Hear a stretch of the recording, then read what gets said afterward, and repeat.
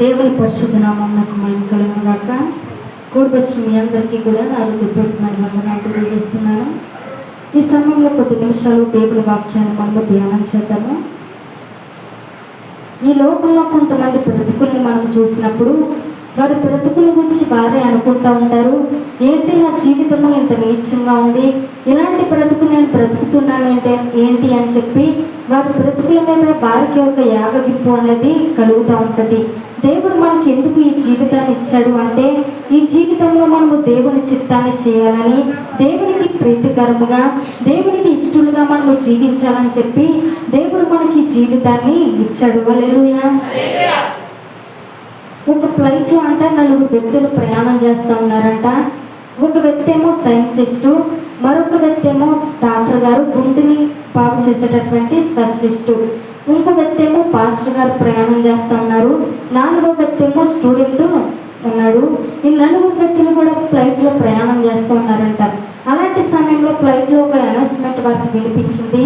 ఏంటంటే ఫ్లైట్ కూలిపోతూ ఉంది కాబట్టి పారాషూట్లు ఉంటే తీసుకుని మీరు కిందకి దూకేయండి అని చెప్పి ఒక అనౌన్స్మెంట్ వారికి వినిపించిందంట.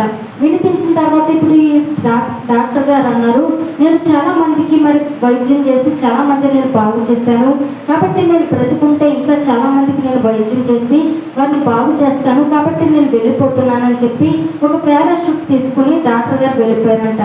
వెళ్ళిన తర్వాత ఇప్పుడు సైన్సిస్ట్ అన్నాడంట, నేను ఎన్నో పరిశోధనలు ఈ లోకంలో చేశాను, ఎన్నింటినో వస్తువుల్ని నేను కనిపెట్టాను కాబట్టి నేను బ్రతుకుంటే ఇంకా చాలా పరిశోధనలు చేసి చాలా వస్తువుల్ని నేను కనిపెట్టగలను కాబట్టి నేను వెళ్ళిపోతున్నానని చెప్పి సైన్సిస్ట్ కూడా వెళ్ళిపోయాడంట.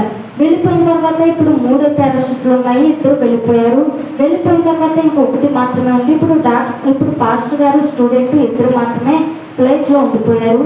ఉన్న తర్వాత ఇప్పుడు పాస్టర్ గారు స్టూడెంట్ 2 కూడా ఏం చేయాలో తెలియక, బాబు పాస్టర్ గారు అన్నారంట, నేను చాలా మందికి సువార్త ప్రకటించి అనేకుల్ని దేవుని చెంతకు నడిపించాను కాబట్టి నేను ఇంకా చేయాల్సిన పని ఎంతో ఉంది కాబట్టి బాబు నువ్వేం అనుకోకు, తీసుకుని నేను వెళ్ళిపోతున్నానని చెప్పి పాస్టర్ గారు అన్నారంట. అన్నప్పుడు ఇప్పుడు స్టూడెంట్ అన్నాడంట, సైన్సిస్ట్ చాలా జ్ఞానం ఉందని చెప్పాడు కదండి, ఆ వ్యక్తి పారాషూట్ కాకుండా నా బ్యాగ్ తీసుకుని వెళ్ళిపోయాడు, అతనికి ఉన్న జ్ఞానంతో బ్యాగ్ తీసుకుని వెళ్ళిపోయాడు, ఎక్కడో పడిపోయి ఆ వ్యక్తి చనిపోయి ఉంటాడు, మనకైతే 2 పారాషూట్లు ఉన్నాయి, మీరేమీ భయపడదండి, మన ఇద్దరము కూడా సేఫ్టీగా ఉండొచ్చు, మనము బ్రతకొచ్చు అని చెప్పి స్టూడెంట్ చెప్పాడంట. నిజానికి ఆ సైన్సిస్ట్ అనుకున్నాడు, నాకు చాలా జ్ఞానం ఉంది, నాకు చాలా తెలివి ఉంది, నా జ్ఞానంతో నా తెలివితో నేను ఏదైనా సాధించగలను, నాకు అన్నీ తెలుసు, నేను నేర్చుకోవాల్సింది ఏమీ లేదు, నేను నేర్చుకోవాల్సినటువంటి జ్ఞానం ఏది కూడా లేదు అని చెప్పి ఆ వ్యక్తి అనుకుంటా ఉన్నాడు. చాలా మంది అనుకుంటారు, నాకు చాలా జ్ఞానం ఉంది, నాకు అన్నీ తెలుసు, ఒకరి దగ్గరికి వెళ్ళి నేను నేర్చుకోవాల్సిన అవసరం లేదు, నాకు అన్నీ తెలుసు అని చెప్పి అనుకుంటా ఉంటారు. కానీ దేవుడికి మనం ఇష్టలుగా జీవించాలి అంటే మనలో ఉండాల్సింది ఏంటి అంటే నేర్చుకునే అనుభవం మనకి ఉండాలి. ఇప్పుడు చాలా మంది అనుకుంటారు, నాకు అన్నీ తెలుసు అని చెప్పి వారు అనుకుంటారు, నాకు అన్నీ తెలుసు, సేవకులు కూడా తెలియలేని విషయాలు నాకు తెలుసు, దావీదు కథ నాకు తెలుసు, యోసేపు కథ నాకు తెలుసు, యోనా కథ నాకు తెలుసు, 23వ కీర్తన అంతా వచ్చు, 91వ కీర్తన అంతా వచ్చు, బైబిల్ అంతా నాకే తెలుసు అన్నట్లుగా ఫీల్ అయిపోతూ ఉంటారు. వారికి తెలిసింది కొంత కానీ చాలా వచ్చినట్లుగా ఫీల్ అవుతూ ఉంటారు. కానీ దేవుని సన్నిధిలో మనము దేవుడికి ఇష్టలుగా జీవించాలి అంటే మనము నేర్చుకునే వారిగా ఉండాలి. అందుకే సొలొమోను ఒక చక్కని ప్రార్థన చేస్తూ ఉన్నాడు. 1 రాజుల గ్రంథము 3వ అధ్యాయము 7వ వచనాన్ని చదువుదాము.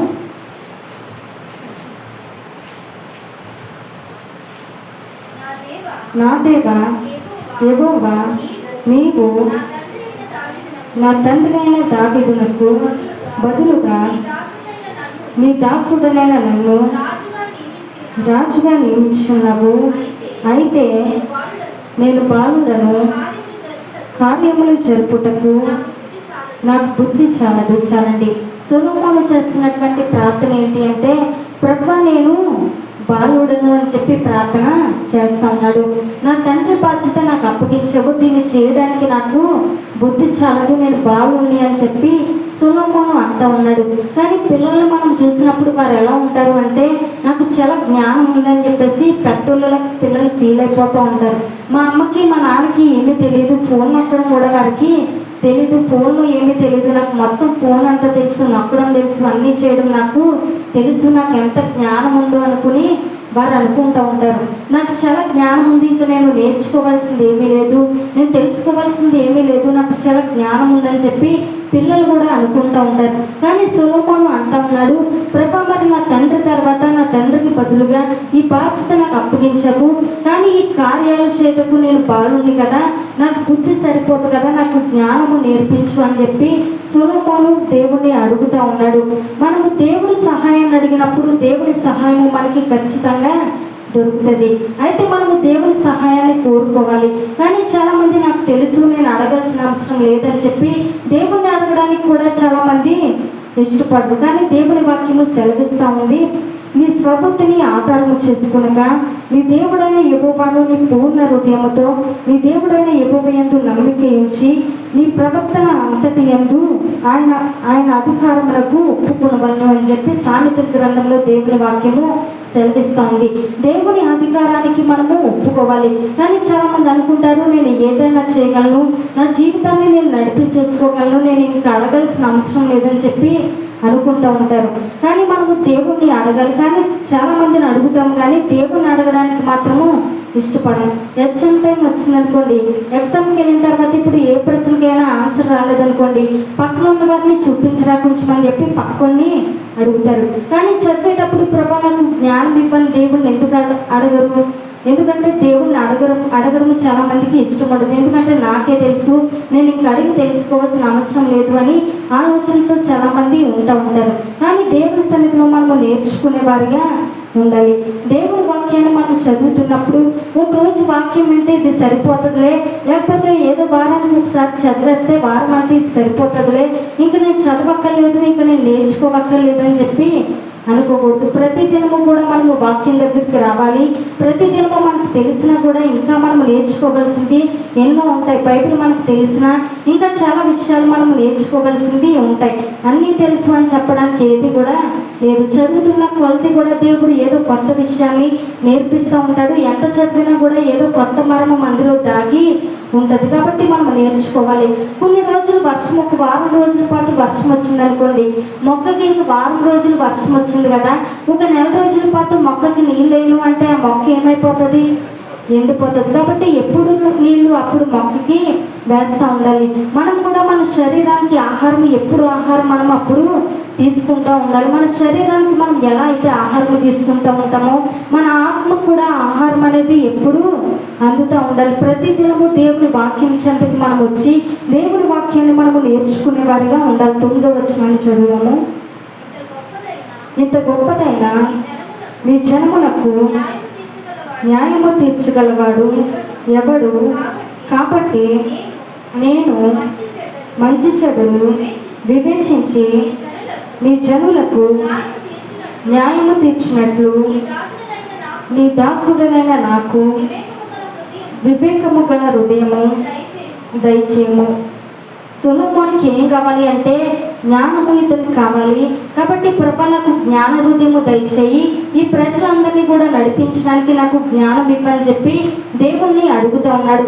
మనం ప్రార్థన చేసినప్పుడు దేవుని మనము అడిగేవారిగా ఉండాలి. జ్ఞానం ఇవ్వి ప్రభా నాకు నేర్పించు అని దేవుని చెంత మనం అడిగేవారిగా ఉండాలి. కానీ ప్రార్థన మనం ఎప్పుడు కూడా చేసిన ప్రార్థన మనము చేస్తూ ఉంటాము. ప్రార్థనలో కొత్త రకం అనేది ఉండదు. ఉదయం లేచినప్పుడు ఒకటే ప్రార్థన, రోజు రాత్రి పడుకునేటప్పుడు కూడా ఒకటే ప్రార్థన. మన ప్రార్థన రికార్డ్ అయిపోయి ఉంటుంది. అదే పదాలు, అదే అక్షరాలు మనము పలుకుతా ఉంటాం. కాబట్టి మనము మోకరించినప్పుడు తల్లి మోకరించి ప్రార్థన చేస్తూ ఉంటే ఇంట్లో పిల్లలు చెప్తూ ఉంటారు, వెనకాల ఏం చెప్తుంది, తర్వాత ఏ మాట వస్తుంది అని చెప్పి పిల్లలు కూడా చెప్పేస్తూ ఉంటారు. ఎందుకంటే వారి తల్లి చేసే ప్రార్థన వారికి రోజు విని విని అలవాటు అయిపోయింది. కాబట్టి ఆ ప్రార్థన వారికి కూడా వచ్చింది. కాబట్టి తల్లి తర్వాత ఏ మాటలు పలుకుతూ ఉంటుందో అది పిల్లలు కూడా చెప్తూ ఉంటారు. కాబట్టి రోజు మనము చేసిన ప్రార్థన చేస్తూనే ఉంటాం. కానీ కొత్త విషయాలు ప్రభా నాకు నేర్పించు, నేను నీ దగ్గర నేర్చుకోవాలనుకుంటున్నాను, నేను నేర్చుకోవడానికి నీ చెంత కూర్చున్నాను, నాకు నేర్పించు అని చెప్పి దేవుని మనము అడగాలి. దేవుని పాదాల చెంతకు వచ్చి మనము నేర్చుకోవాలి. అందుకే మత్తయి సువార్త 11వ అధ్యాయము 29వ వచనంలో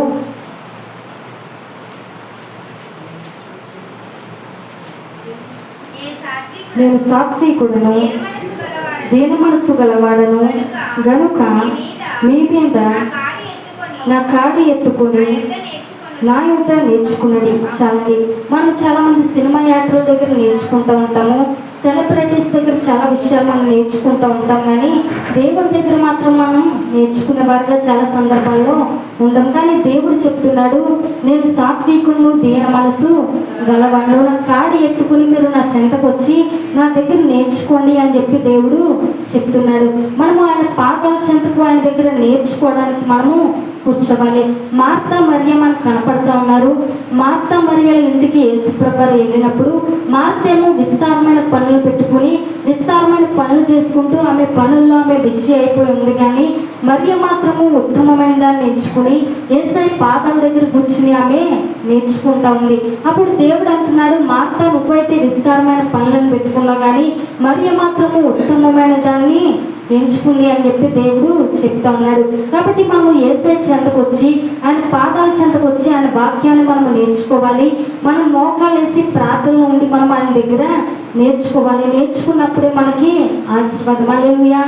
దేవునికి మనం ఇష్టలుగా అవ్వాలంటే మొదటిగా మనము నేర్చుకునే వారిగా ఉండాలి. రెండోదిగా మనం ఏం చేయాలంటే క్రీస్తుని మనము వెంబడించే వారిగా ఉండాలి. రోమపత్రిక 12వ అధ్యాయము 2వ వచనాన్ని చదువుకున్నాము.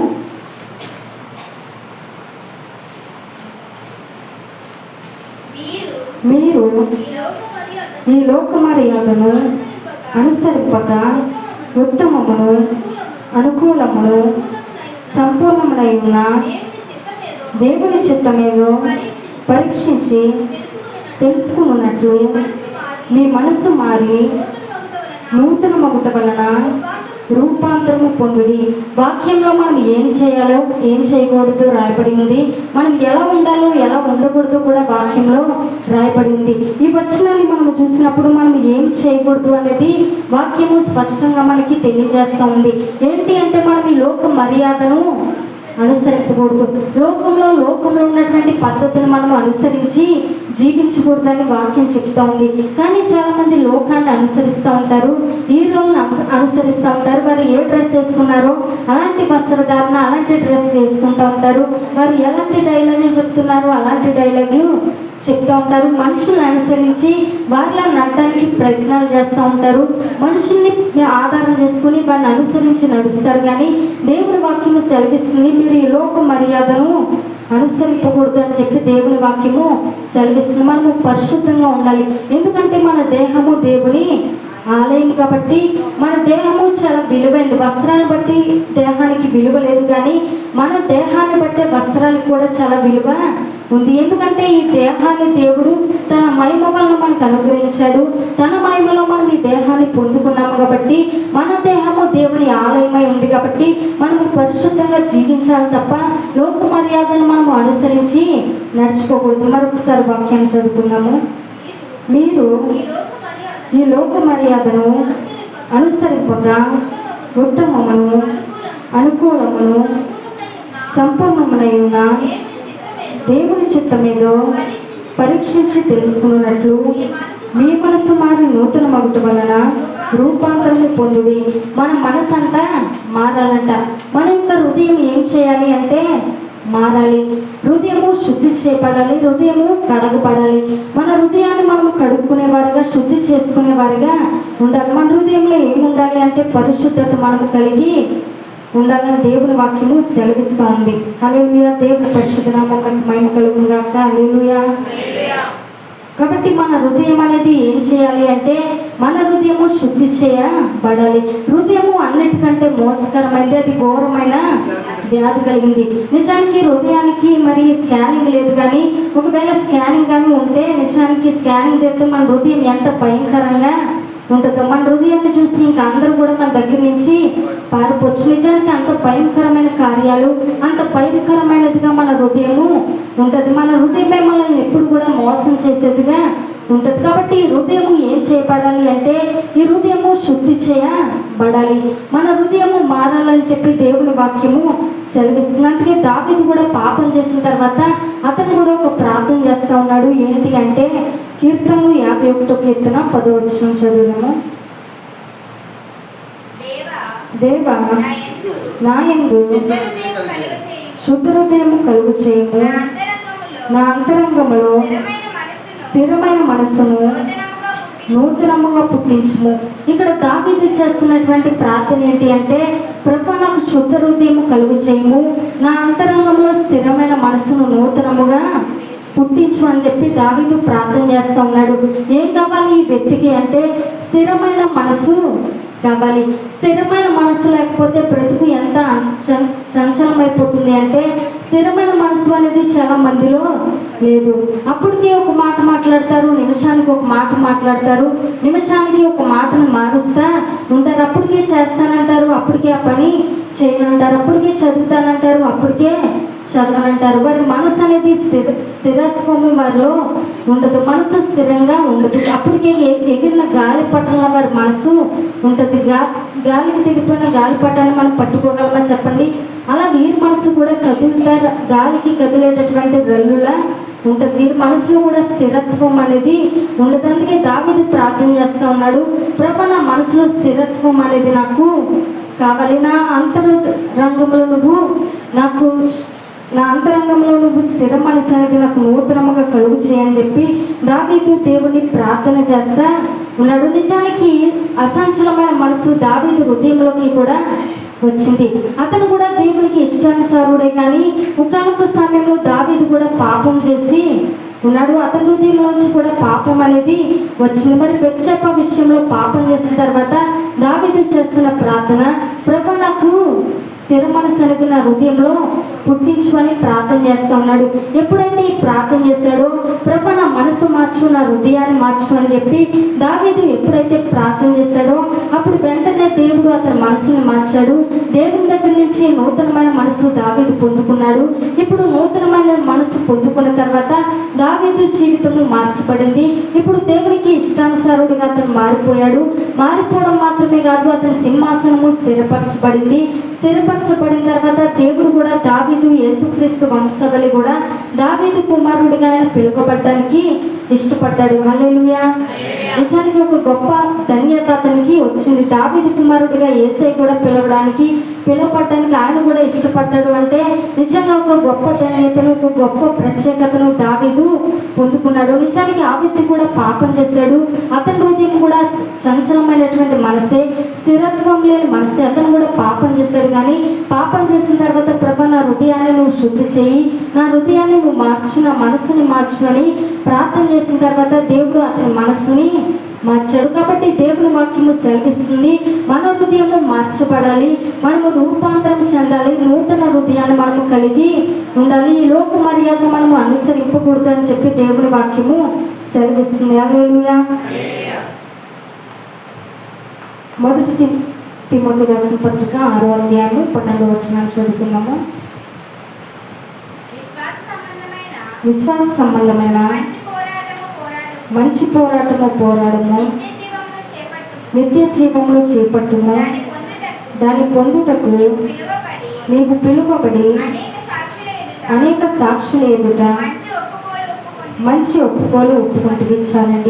ఇప్పుడు ఇక్కడ మనకి మూడో అంశం ఏంటి అంటే, మనము చింతపడేవారిగా మనము ఉండకూడదు. చింత అనేది మనలో ఉండకూడదు. కానీ అపవాది ఏం చేస్తుంది అంటే మనల్ని ఎప్పుడు కూడా చింతపడడానికి అది దారి తీస్తూ ఉంటుంది. అపవాది దేవుని మీద ఉన్నటువంటి మన గురిని పక్కకి నెట్టుతూ ఉంటుంది. ఏదో ఒక స్నేహితుడు వచ్చాడు అనుకోండి, ఒక యవ్వనస్తుడి దగ్గరికి, ఇప్పుడు అది చెప్తూ ఉంటుంది. అక్కడ స్నేహితుడు చెప్తూ ఉంటాడు, ఆ స్థలానికి వెళ్దాము, ఈ వైపుకి వెళ్దాము, ఆ వైపుకి వెళ్దాము, ఆ పని చేద్దాము, ఈ పని చేద్దామని చెప్పి వారి దారిని పట్టిస్తూ ఉంటాడు. చెడు మార్గంలో వారిని నడిపిస్తూ ఉంటాడు. ఇప్పుడు అపవాది చేసే పని ఏంటంటే మనల్ని ఎప్పుడు కూడా మన గురి తప్పించి చెడు మార్గంలో నడిపించడానికి మాత్రమే అది చూస్తూ ఉంటుంది. అందుకే పౌలు భక్తుడు తిమోతికి రాస్తున్నాడు, విశ్వాస సంబంధమైన మంచి పోరాటము పోరాడము, నిత్య జీవమును చేపట్టుము. మన పోరాటము ఏంటి అంటే మంచి పోరాటము. మనము పోరాడేవారిగా ఉండాలి. కానీ మన పోరాటము ఎవరితో అంటే బయట ఉన్నటువంటి లోకస్తులతో మనము పోరాడుతూ ఉంటాము, బయట ఉన్న వారితో దెబ్బలాడుతూ ఉంటాము, మన కుటుంబీకులతో కావచ్చు, లేకపోతే ఇరుగు పొరుగు వారితో కావచ్చు, వారితో పోట్లాడుతూ ఉంటాం. కానీ మన పోరాటము బయట ఉన్న వారితో కాదు, కానీ ఎవరితో అంటే మనము విశ్వాస సంబంధమైన మంచి పోరాటము మనము పోరాడాలి అని చెప్పి దేవుని వాక్యము సెలవిస్తూ ఉంది.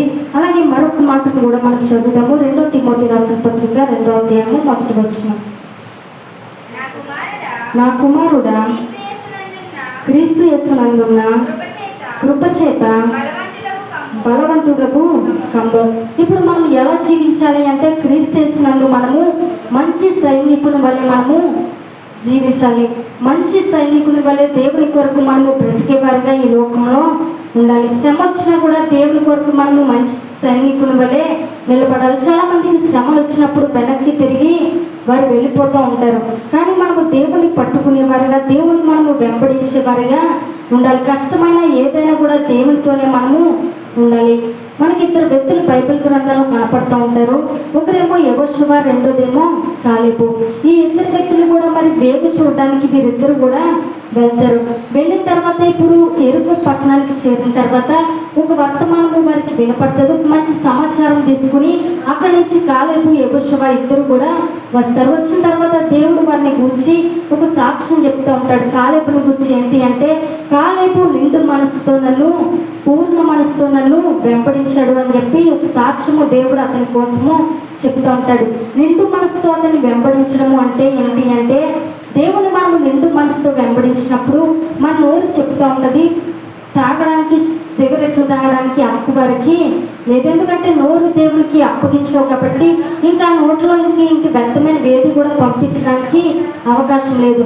దేవునికి మనం అప్పగించినప్పుడు మన నోటితో మనము వ్యర్థమైన మాటలు మనము మాట్లాడకూడదు. మన పాదాలు దేవునికి అప్పగించినప్పుడు వ్యర్థమైన స్థలాలకి మనము వెళ్ళకూడదు. సజీవ యాగంగా మన దేహాన్ని మనము దేవునికి సమర్పించాలి. అది మనము నిండు మనసుతో దేవుణ్ణి వెంబడించడం అంటే. కాబట్టి ఇప్పుడు శ్రమ వచ్చినా, నష్టం వచ్చినా, కష్టం వచ్చినా, ఏది వచ్చినా కూడా మనము దేవుని వెంబడించే వారిగా ఉండాలి. దేవునితో మాత్రమే మనము నడిచే వారిగా ఉండాలి. నువ్వు దేవుని రాజ్యం కొరకు సిద్ధపడుతూ అనేకుల్ని ప్రభు కొరకు నువ్వు సిద్ధపరిచే వ్యక్తిగా ఉండాలి. హల్లెలూయా. ఈ రాత్రికాల సమయంలో 3 విషయాల ద్వారా దేవుడు మనతో మాట్లాడాడు. దేవునికి మనము ఇష్టలుగా మారాలి అంటే మొదటిది ఏంటి? దేవుని దగ్గర మనము నేర్చుకునే వారిగా ఉండాలి. రెండోది యేసుక్రీస్తుని మనము వెంబడించే వారిగా ఉండాలి. మూడోది మనము చింతపడకుండా ఉండాలి. చాలా మంది చింతపడతా జీవిస్తూ ఉంటారు. రేపేమవుతుంది, ఎల్లుండి ఏమవుతుంది అని చెప్పి చింతపడతా జీవిస్తారు. కానీ చింత అనేది మనలో ఉండకూడదు. కానీ మనము చింతపడకుండా విశ్వాసమునకు కర్తయు దాన్ని కొనసాగించబడునని యేసు వైపు మనము చూస్తూ ముందుకు సాగేవారిగా ఉండాలి.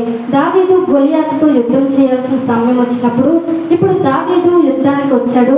అక్కడ ఉన్నటువంటి ఆర్మీలో ఉన్నటువంటి అతని అన్నలందరికీ కూడా ఆహార పదార్థాలు తీసుకుని వారికి భోజనం ఇవ్వడానికి తండ్రి అతన్ని అన్నల దగ్గరికి పంపించాడు.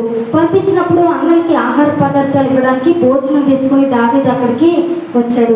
వచ్చిన తర్వాత ఇప్పుడు గొలియాతు సవాల్ విసురుతూ ఉన్నాడు. మీలో ఎవరున్నారో రండి, మీ బలము నా బలము నేను చూసుకుందాము, ఎవరు గెలుస్తారో చూసుకుందాము. ఒకవేళ మీరు గెలిస్తే మేము మీకు దాసులమై ఉంటాము, మీరు చెప్పినట్లుగా మేము చేస్తాము. ఒకవేళ మేము గెలిస్తే మీరు మాకు దాసులై ఉండాలని చెప్పి గొలియాతు సవాల్ విసురుతూ ఉన్నాడు. సవాల్ విసురుతూ ఉన్నటువంటి సమయంలో ఇప్పుడు దావీదు అక్కడికి వచ్చాడు. వచ్చిన తర్వాత దావీదు అంటున్నాడు, ఈ సున్నత లేని ఫిలిష్తీయుడు ఎంతటి వాడు అని చెప్పేసి యుద్ధానికి వెళ్తూ ఉంటాడు. వెళ్ళినప్పుడు ఇప్పుడు దావీదు అన్న అంటున్నాడు, నువ్వు వెళ్తున్నావా, నీ ఎత్తు ఎంతో చూసుకున్నావా, నీ బలం ఎంతో నీకు తెలుసా, నువ్వు యుద్ధానికి వెళ్తావా, ఆ వ్యక్తి ఎంత బలంగా ఉన్నాడు, నువ్వు ఎలా ఉన్నావో చూసుకున్నావా అని చెప్పి అన్న అంటూ ఉన్నాడు. అన్న దావీదు నిరుత్సాహపరుస్తున్నా కూడా దావీదు మాత్రము నిరుత్సాహపడలేదు. కానీ ఇప్పుడు అతను మాత్రము ముందుకు సాగుతూనే ఉన్నాడు మౌనంగా. దావీదు అనుకున్నాడు, ఇప్పుడు నేను పోరాడవలసింది నీతో కాదు కానీ ఆ వ్యక్తితో నేను పోరాడాలి అని చెప్పి అంటూ ఉన్నాడు. నిజానికి మన ఇంట్లో ఉన్నవారే మనకి శత్రువులై ఉంటారు. మనకి బయట వాళ్ళు ఎవరు అక్కర్లేదు. కానీ ఒక్కొక్కసారి మనల్ని నిరుత్సాహపరిచేది ఇంట్లో వల్ల అయి ఉండొచ్చు. నువ్వు చిన్నవాడికి కదా, ఇంత నీకు చేయలేవులే, మేము చూసుకుంటాంలే, నీకు ఎందుకు, నువ్వు బలం ఉండు అని చెప్పి ఒక్కొక్కసారి మనల్ని నిరుత్సాహపరచొచ్చు. కానీ ఇప్పుడు దావీదు మాత్రము నిరుత్సాహంతో కూర్చోలేదు. కానీ విశ్వాసములకు కర్తయు దాన్ని కొనసాగించబడునని యేసు వైపు చూస్తూ దావీదు ముందుకి సాగాడు. కాబట్టి దేవుడి వైపు మనం చూసినప్పుడు మనల్ని ఎవరు కిందకి లాగేవారు ఉన్నా, మనల్ని ఎవరు నిరుత్సాహపరిచేవారు ఉన్నా మనము ఆగిపోయేవారిగా ఉండము. కాబట్టి మనం ఒకవేళ మనుషుల్ని చూస్తే ఖచ్చితంగా మనం ఓడిపోతాం. కానీ మనుషుల వైపు మనం చూడకూడదు, కానీ దేవుని వైపు మనము చూడాలి. పేతురు మరి నీటి వైపు చూసినంత దేవుడి వైపు చూసినంత వరకు కూడా చాలా బాగా నడిచాడు. కానీ ఎప్పుడైతే గాలి, సముద్రాన్ని, వర్షాన్ని చూడటము మొదలు పెట్టాడో మునిగిపోసాగడం అనేది జరిగింది. మనం కూడా స్నేహితులను చూసినప్పుడు, లేకపోతే ఇరుగు పొరుగుని చూసినప్పుడు మనం కూడా మునిగిపోయే అవకాశం ఖచ్చితంగా ఉంటుంది. కానీ మనం లోకం వైపు, మనుషుల వైపు కాదు, కానీ విశ్వాసమునకు కర్తయు దాన్ని కొనసాగించబడని యేసు వైపు మనము చూస్తూ ముందుకు సాగాలి. అట్టి కృప దేవుడు మన అందరికీ కూడా అనుగ్రహించుకున్నాక అందరూ లేచి నిలబడి ప్రార్థన చేసుకున్నాము.